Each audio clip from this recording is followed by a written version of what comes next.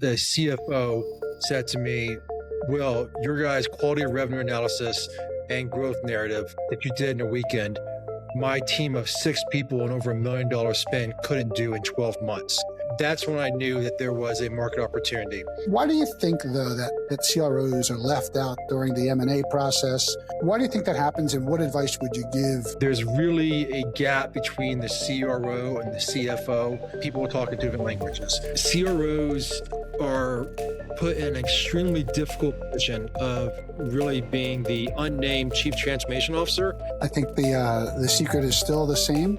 It's all in the data. You can tell a story, you can be a great storyteller, but if the data doesn't back it up, you're going to get dinged. Hello, Will. Hey, Neil. Yeah, it's great to have you here. Welcome to the inaugural version of Scale Signals with the CRO solution. It's an honor to have you here from Pacer AI, and I'm looking forward to our chat today. I'm glad to be here, Neil. So, Will, just following up, we had a quick talk last week just to discuss and see where things are and how things work together and to do a podcast. And some of the things you had shared with me, I just wanted to go back through with you and have you maybe elaborate for some of the audience. I think there's some great points there and some great insight that you were able to share with me. And so, I'm going to go back to the beginning. And in the beginning, you told me you went from the Army and you did oil and gas, you did M&A, and that was all before founding Pacer AI. So the question would be, what pivotal moments that led you to identify market opportunity for Pacer AI, especially after you left PricewaterhouseCoopers, and that was, I guess, during the time that you did the oil and gas and M&A. Yeah, Neil, happy to go in. First of all, Pacer AI provides M&A grade ARR insights and playbooks. And so the origin story of Pacer AI was while at PwC doing M&A for tech companies, really between 21 and 23, the height of M&A activity. I did over 25 transactions. And on a sell side transaction, the CFO said to me, "Will, your guys' quality of revenue analysis and growth narrative that you did in a weekend, my team of 6 people and over $1 million spend couldn't do in 12 months. And that's when I knew that there was a market opportunity. And so worked with a very top-notch team at PwC. They're the top for M&A, especially around tech. They're phenomenal. It's called an M&A analytics team. And so after moving on from PwC, I went off my own, and I landed with a great CRO who was at a public company called SEMrush, and then worked for them, with them, building a CSO dashboard and then building out the full ARR snowball forecasting analysis capability. And my kind of toot my own horn, was excited to build their 24 financial plan, and they went from $400 to $500 million, and then they recently got acquired by Adobe. So it was a great application of the skill I learned at PwC, with the background of being an operator from oil and gas and from the Army. And the thing that I enjoyed our talk with you, Neil, is there's really a gap between the CRO and the CFO. And I'm really motivated to help companies bridge that gap. That's great, Will. And I was going to ask you, what was that magic moment? And there it was, right? It was when that CFO made that statement to you and you knew there was an opportunity there. Yeah. So that's really wonderful. And you and I talked about the CROs and the fact that we were able to relate a lot of my experiences with what your solution fulfills on, which is really wonderful.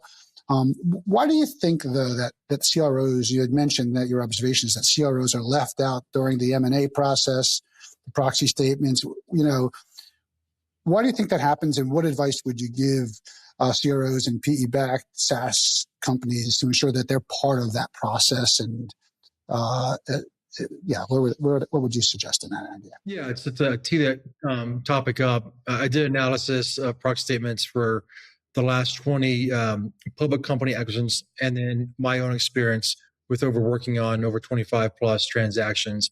And I think of my own experience, there was only 2 times a CRO was in the conversation and was driving and delivering the value narrative. And then of the research I did, I didn't see any CRO on the officer table on the proxy statement. And so I think this speaks to, number one, when you're being acquired by a private equity fund, you're often talking with CFAs and CPAs, and they understand and speak the language of finance and GAAP accounting. When we talk about CROs, they speak the language of non-GAAP and customer lifecycle journeys, funnel analytics, product placement, market mix, all those kind of common languages and ICP personas that they live in the world of. Well, when you're being acquired by a PE fund, they're spending majority of the time identifying how much we have to invest going forward to continue this growth. And so they want to hear answers from a CFO to identify what their cap allocation needs to be. Whereas when you ask a CRO who has not had that experience of actually understanding the unit economics and how much capital you have to outlay, they sometimes will, it would be a mismatch often. Like people will talk in two different languages. Like PE fund wants to know how much I need to invest capital for the next 3 to 5 years, the whole cycle. Whereas a CRO is really talking about, hey, we're going to open up this market and that market. And the question comes, how much would that cost? How are you calculating CAC for that? How are you thinking about a payback and return on that? And those are questions that need to be answered on the spot and have models done previously. And a CFO typically will already have a mindset and a plan for that. Where the CFO will often fail is understanding how to generate, how to tell the story of the growth of the company. And this is where you see the gap that happens from a $100 million CFO to a $200 million CFO. You can take a CRO at $100 million and he can continue to grow to $200 million. To take a $100 million CFO to become a $200 million CFO, he has to be able to tell in a fireside chat the growth story to attract investors and to retain capital in their business. And then continue to lay out the plan for where they're going. And so I think that's one of the reasons why the language, the CRO is often not under the umbrella to the last minute. And it often is on the second point of that, often you're continuing to grow the business. So you need that CRO focus in the moment and not get burdened down with the due diligence. No, and I appreciate that. Again, my experience, I've been part of the discussion sometimes. I wasn't part of the discussion sometimes. Always liked to be, because I felt I had a unique insight to helping, direct the discussions and understanding what potentials and the markets look like and the clients as well. So I can fully appreciate that. And how does Pacer AI bridge the gap? I understand the importance of having the two different pieces work together and then having that perspective, but how does Pacer AI actually help that? Yeah, so take one more step back. Because the CRO is often not involved in the diligence process until like the last 30 days, that kind of means that they have a lack of reps at this. And like we've talked about before, most CROs will not be under the umbrella until they're a C level. And so that means that these VP of sales are missing out on this opportunity to learn how a company is valued. And so what that means even further down the trickle is that as you have RevOps and sales teams and sales analytics, they're just doing sales analytics, but they're not able to tie it back to or reconcile it back to GAAP reporting or be able to speak the language that the board was looking for. And so Pacer AI provides a customer data cube that we build at the customer product level in order to build a advanced ARR snowball so you get cross-sell and upsell insights. And often that is the number one challenge for data analytics teams and for finance teams is finance understands this, but they're not strong at analytics. Sales understands analytics, but they're not strong at reconciling back to reported revenue. And so we always reconcile reported revenue back to reported revenue and to provide that ARR snowball so that we can say, hey, expansion is growing the fastest in market B because of this product, because of this persona and the problem they have. So speaking the language of CROs and sales and relay that back to finance of saying, hey, we're seeing a blended CAC improvement coming out of market B because of this one alignment we found with this product and this pain point of that persona. That's great. I fully can appreciate the AR waterfall modeling, right? And looking at the different product sets and where things are coming or improving or declining, right? That's so importantly, incredibly important. And it gives you like a snapshot of today, the future, trending, everything that goes along with that. So it's super duper helpful for any CRO or any CFO or anybody in the organization that needs to understand the trending that's going on in the business and how to adjust for it. When was the first time you saw one, Neil, in your career? Like, what level were you at? Probably CRO. It's one of those things like you're now here as CRO, you're expected to know this, but you've never been taught this before. It was interesting for me, Will, and but I did build my own, as we spoke about, because I understood the trend that was going on, and I wanted to map it out for finance, and it's a little bit different, right? So then we were also going through a transition in our business where the revenues were shifting. Yeah. Right. So they were going from enterprise software to subscriptions, from maintenance back to subscription again. And then the upsell, the life cycle from big CapEx purchases to a more again, a subscription base, which is a more defined, should I say, less bulky, less lumpy revenue stream. So you need to understand how all of them changed, and as the client base would shift, how that would impact the annual revenues, the differences in where they were throughout the years. It also changed selling motion. Yeah. Right. So we had to reorganize our teams because now they were focused on different things. They had different skill sets required as things shifted. So that was like a whole churn. Right. It wasn't like you snap your fingers and all of a sudden everything changes. It changes over time, and you have to be changing with it. As you're pushing to change, you need to be accommodating how to work with that change as well. So I love that waterfall, and I love the fact that you are doing it in an automated fashion. What I was thinking about is in now that everything's in AI native operating models across the go-to-market organizations, right? How do you see it differing from traditional RevOps? I had RevOps when I was at the CRO as well, and I had a big team of people, and you just know the workload that was there. So, how do you see that one today? Yeah, first I'm going to go back to what you were saying. I think it's what is not high enough for CROs is that CROs are often the chief transformation officer at the same time, because you're going through so many different transformations of, hey, we'll be on-prem to cloud subscription, or from maintenance, to other applications. And so they're often having to manage multiple transformations at once. And then it often falls on a RevOps of doing implementations of both tools and then systems and then quotas and territory management and planning and all that. And so the sales and the RevOps team are often the leaders on transformation while also doing operations. It's a very difficult environment, but also for those of us that live in it, we love it. And so how do I see AI impacting RevOps and sales going forward right now? I think whereas sales kind of like shied away from like, I'm too tired of tooling, I think now you see some of the best people in sales are leaning into AI tooling and what's called go-to-market engineering. And RevOps, I do think the idea of applying AI in this phraseology called go-to-market engineering is going to become the expected skill set.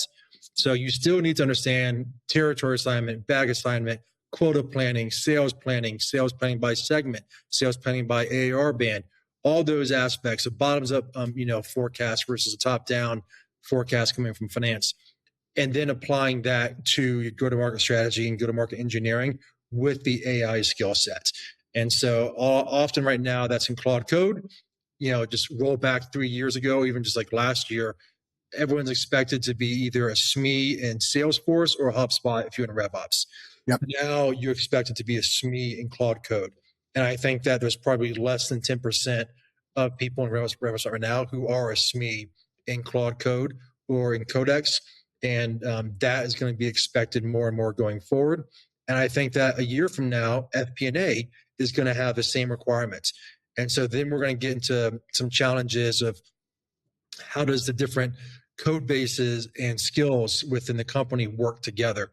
And so we're going to see more of a developer and product mindset hit RevOps and FP&A, but still at the same time, RevOps is going to become like that in-house AI business partner by market or by region for that sales leader. And I'm a big believer in the idea of like the business partner approach for RevOps and not a functional silo approach of like, you're my comp plan manager or you're my CRM manager. It's like, no, build multi-talented people and align them with a business segment, i.e. a business line or market, and grow with that sales leader, because that sales leader will one day become the CRO and want to have a person they rely on, and it allows you to focus more in that one segment and apply the tools correctly for that segment. Yeah, I agree 100%. And I'd have to say that with all the tooling out there, you still, like you said, you still have to have that human aspect of it, right? You still have to have that oversight on it. You still have to have that internal customer knowledge, understanding what they're looking for, right? And the AI tooling can really help. It can allow you to look at it different ways. It can allow you to think about it different ways. But at the end of the day, you still have to own the decision, right? And I think that's where it comes in. And so for Pacer AI, where do you see the most opportunity for enterprise SaaS organizations, right, to leverage AI in a competitive scenario? Yeah. Well, I'll answer that question in terms of where can enterprises leverage AI. So AI really is a technology or a capability that can accelerate the use of analysis of data. And so when I think about, how do I use that and apply that? I think there's market intelligence, then there's kind of customer intelligence. So it used to always be like you have a CRM, and then you maybe have marketing where you have like Marketo or something else, but it's really for outbound. And then, so you have those two aspects. And then you kind of have to have the third aspect of like technology changes or technology intelligence, what's happening. Because we're seeing trends, it's like a triangle, if you will. Every Thursday, I feel like Anthropic releases something. And then something happens over the weekend and there's a new hot trend, a new hot buzzword. Market, LinkedIn or Twitter will spout out this buzzword. And then you'll be in a meeting and you hear the buzzword. And maybe in your customer meetings, you're recording them on Fathom or for Gong, you hear these buzzwords. And so to track that rapid movement of trends in this hype cycle economy that we're in right now, I think is kind of the key aspect to AI right now is, can you align these 3 data repositories or 3 intelligence and tracking repositories to work together and to give updated language or keywords or phrases and to update these sales scripts to the people in the calls trying to close, but also on your go-to-market engineering for outbound scripting and then for new market content. I think content is everything right now. We're in a attention and interest economy. But I think the whole piece goes back to, how are you capturing these signals, making sense out of them, and pushing them into your sales and marketing engine rapidly, almost on a weekly basis. And at the same time, finance also has to figure out, I need to now basically forecast monthly, like an annual forecast, almost do it monthly. So this idea of like, the 6+6 or the 8+4s, those need to not just be a refresh of the model. They need to be a deep dive, updated by latest trends with feedback from sales of saying, hey, look, this product came out. We get a better product out, or else we're going to lose market share and we're going to lose revenue from our customer base, and we're going to have increased churn here. That communication has to get hit finance, and finance has to update the models. And so salespeople are really the front lines of knowing what's changing in the market, and they can be the eyes and ears to advise on strategy for the company. I agree 100%. And I've been part of those discussions as well. As you do your 8+4s, et cetera, at 6+6, things change. I was going to go back real quick to something you had said in the previous question that I asked you. You talked about the adoption of the AI and like Anthropic coming out with something every week. And how do you see Pacer AI fitting into that? Because I envision it more of not all organizations are going to be able to build the tools and be able to continue to keep up with all the, the releases that come out constantly, right? So how do you see Pacer AI? I think more about implementing tools as opposed to building tools, or and that's really up to the builders to keep up with it. Is that how you're seeing it? Or yeah, so let's kind of like unpack this hype cycle right now. The people leading right now, like are gaining the most ground, are the agencies, like the marketing agencies and the AI agencies. But once you get past their kind of first level skill sets, and you get into the real meat of a function, like FP&A or RevOps or sales strategy, you have to have tools. And so like Clary was really the leader in like sales strategy and pulling everything together. Clary is super expensive and has been really blown up by vibe coding people. It's like, I can do this better. And so you have this first era of a vibe coded homegrown solution, and then you had the vibe coded application. And so I've got Pacer AI's application. You can go to a website, log, pay me, create an account, use the application, and have a dashboard and have an integration into Excel, and then use Claude in Excel, or also use the Pacer AI agent within our dashboards. But like the next level for everyone who's got an application out right now is the MCP. So the model context protocol that you can have your agent or your application talk to another agent. So you now have this way of talking. So agent to agent is what it's called, is where everything's going, because in 2027 and beyond, they're talking about you tell your agent to go find and evaluate these 20 plus applications. And it's going to say, I like this one for X, Y, and Z, and this pricing fits your budget and financial plan. So that's where applications are going. And then Anthropic, about 3 weeks ago, released the marketplace for plugin marketplace.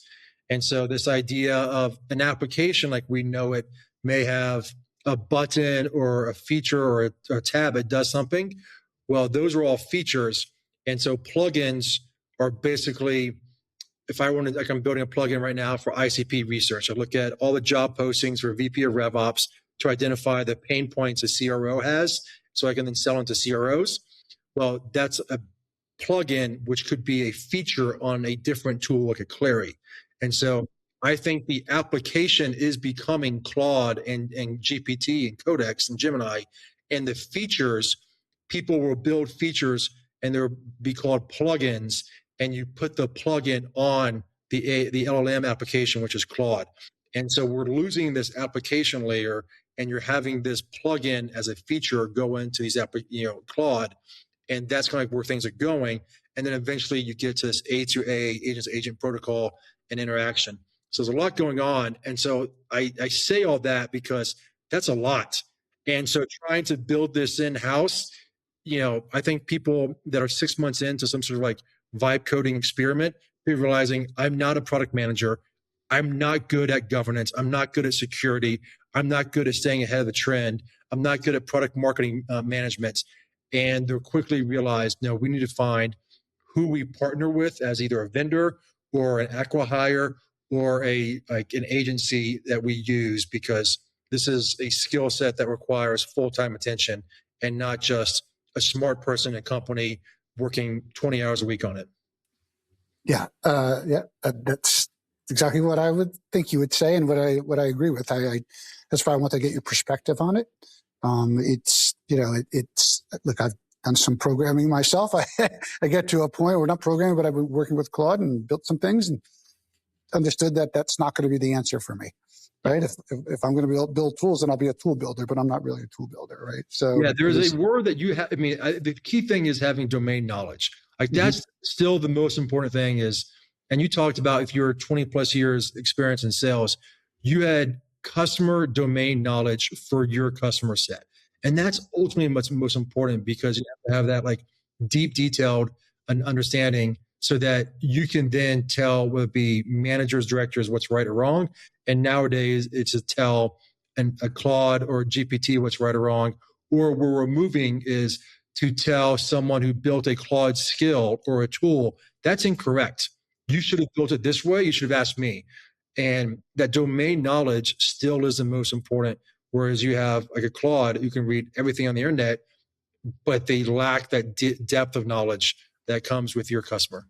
Yep. And then I think the agent to agent business is helping that a little bit, right? Because you're going to get specialty in there. But I think the domain knowledge is really where it's held. And I think we talked about this too, that within certain applications, or I guess we're not calling it applications anymore, but applications, if you're held within a certain universe, and help me here, Will, that domain knowledge gets captured in that universe and then it continues to learn and to get accelerated specifically for that. So if you had this going on where I was feeding it and my AEs were feeding it and my sales management was feeding it, all staying within us, and it's not pulling it off the internet, but now it becomes local domain knowledge that it learns for that specific business or for that specific type of solution or whatever it is. I see that happening now as being, that's kind of where things are going. Everybody's getting their own domain built, and it's learning inside that domain. Would you agree with that? I think everyone wants to be doing that. Okay. I think very few are doing that. I think so I mentioned who's winning right now. First, people winning are agencies. Second layer is infrastructure. And I look at like Gong, it's expensive. And then there's like the lower cost component of like a Fathom. And so gathering intelligence from meetings would be a podcast, a webinar, a sales call. That is your first layer intelligence. Yep. And then to make sense of that across the enterprise, or why like startups are doing well, because like you have less meetings to contend and develop knowledge of. And so you kind of develop this knowledge, but right now it's used as, what did Neil tell me, 5 weeks ago, as opposed to, we had 100 meetings this week. We had 100 meetings, 6 weeks ago. What changed? What are we seeing trends? And that is where companies are trying to build towards right now. And then to have a kind of like a trend analyzer and a forecaster and a predictor based upon what's happening in the market. And so I will tell you, I think less than 1% of companies have that. But that is where people are going, or companies are going, is how do we develop and categorize and quantify and model out our domain knowledge in-house. And once again, when you've got someone still learning, how do we adopt AI across our organization for more than 60% of our people are using it daily? Like, they're not going to get to a place of, we're going to have local domain knowledge on a small LM or on an application that we have built. They're not going to get there in 6 months. Like, they're going to be a long way. So I think the companies that are really exciting right now are these like 40 to 80 person small businesses, whether it be like they sell windows, or they may have a specific application in their SaaS application, or they are like a mortgage broker, that they are doing things that like, I have expertise in my local community and how I work and how I acquire customers, and I can put this into a Claude project. And then that becomes like their kind of chief data officer to help them, because Claude is going to look at that memory and say, hey, in the last 60 days, this is what's changed. Now, when you get to 200 to 500 person companies, it becomes much more difficult, and you need outside help. Yep. And that's great. I mean, look, it's exciting. It really is, to see where it can go. And to your point, there's so much more open, so much more out there, and such a long way to go, that it's exciting for people like you and I who enjoy being in this world and who develop into this world and can share with our clients and our potential. I think the best way to think about like AI right now, in terms of like how I think about transformation, is in sales. Think about CRMs. Look, CRM came out in 1999, Salesforce, right? And it was a first subscription kind of like big product. And then they just, landed give us your data, put everything in here, and then we're going to build features and charge you to get a view of your data. I think that's where we're going. Everyone's going to have data is can be brought into AI, and then tools are built to analyze it. And then people are building third-party tools you pay to look at it differently. And so you think about how CRMs have been helpful and been harmful within sales. I think you have a similar component with that. And once again, RevOps kind of was created to run the CRM, from sales ops to RevOps. And all salespeople have to enter into a CRM, and that's frustrating. Now it's going to be like in Claude, you press caps lock and it records what you say, or you have other tools. So I think thinking about it in terms of what did a CRM mean to organization, and then probably 1/4 of that will still apply going forward and how we transform to become an AI native or an AI led business. I think the secret is still the same.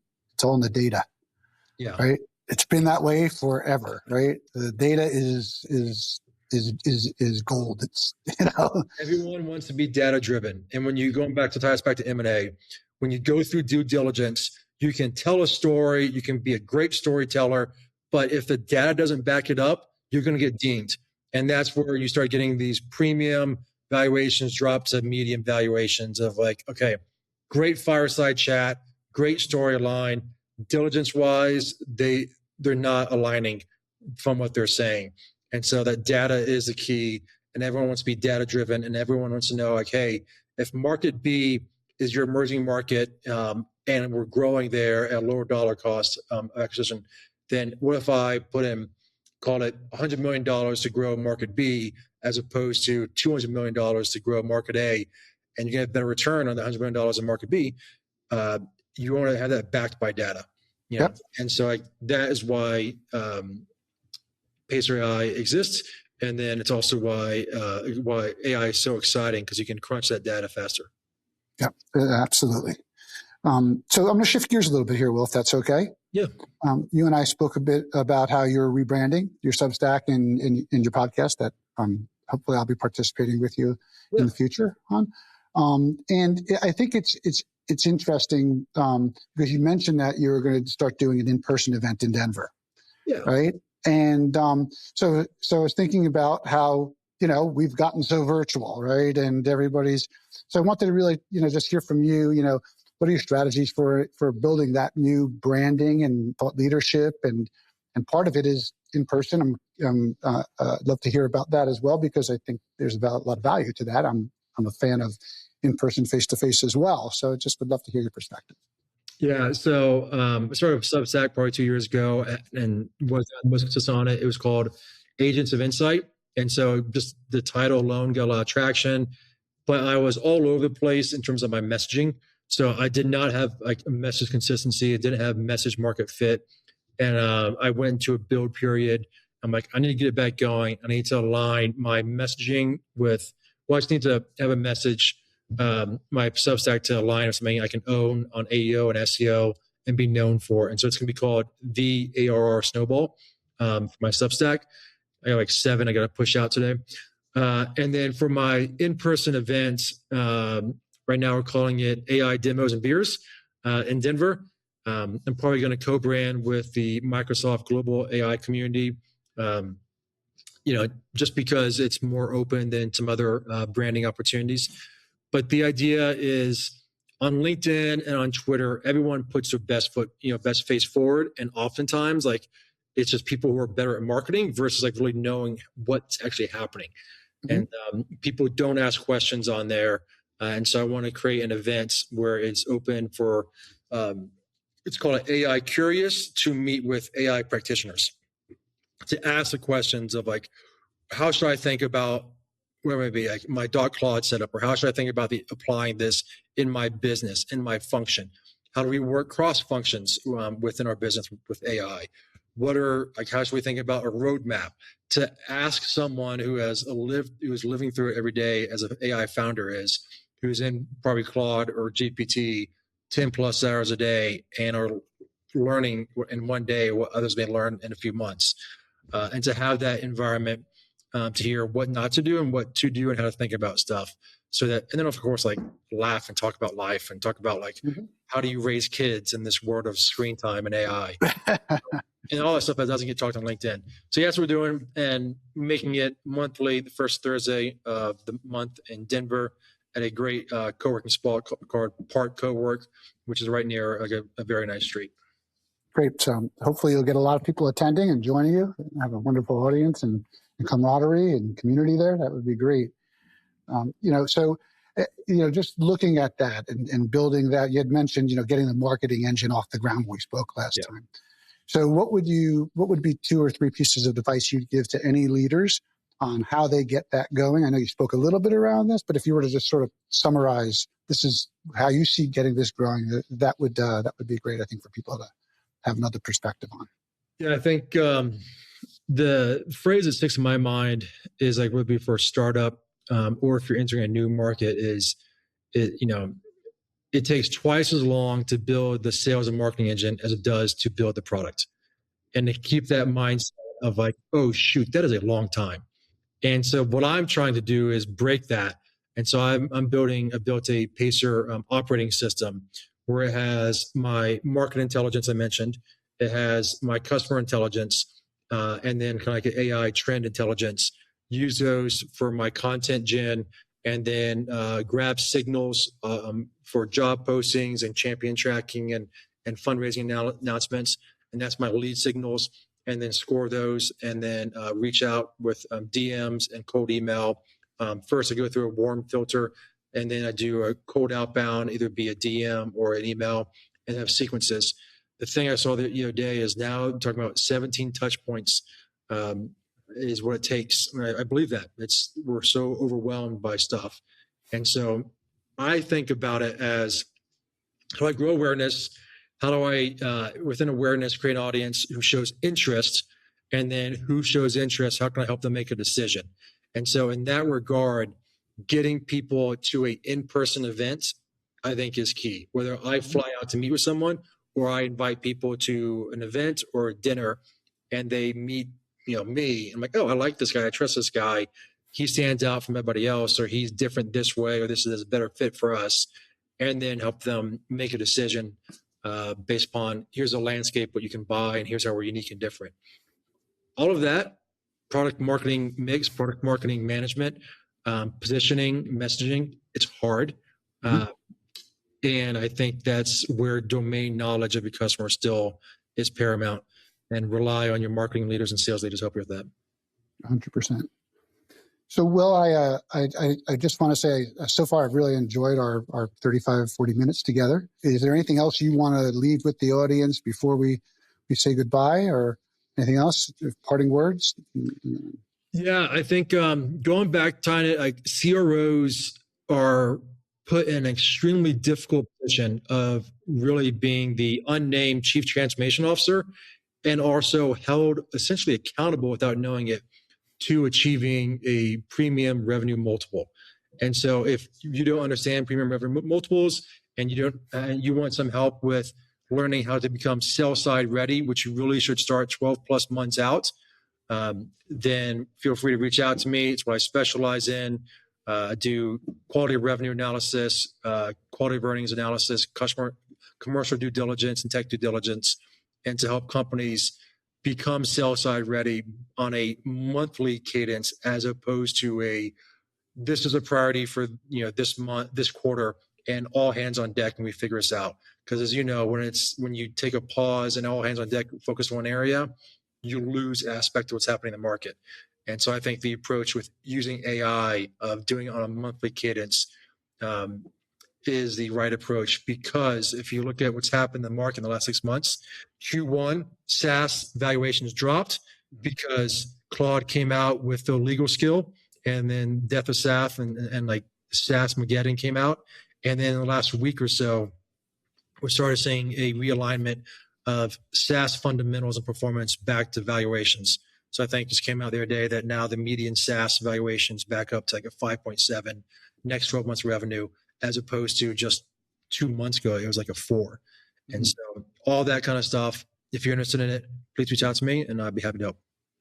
Well, that's really, really great insights. Really appreciated. Will Sullivan from Pacer AI, thank you for joining Scale Signals with the CRO solution. And we look forward to doing it again sometime. Thanks, Neil. Glad to be here.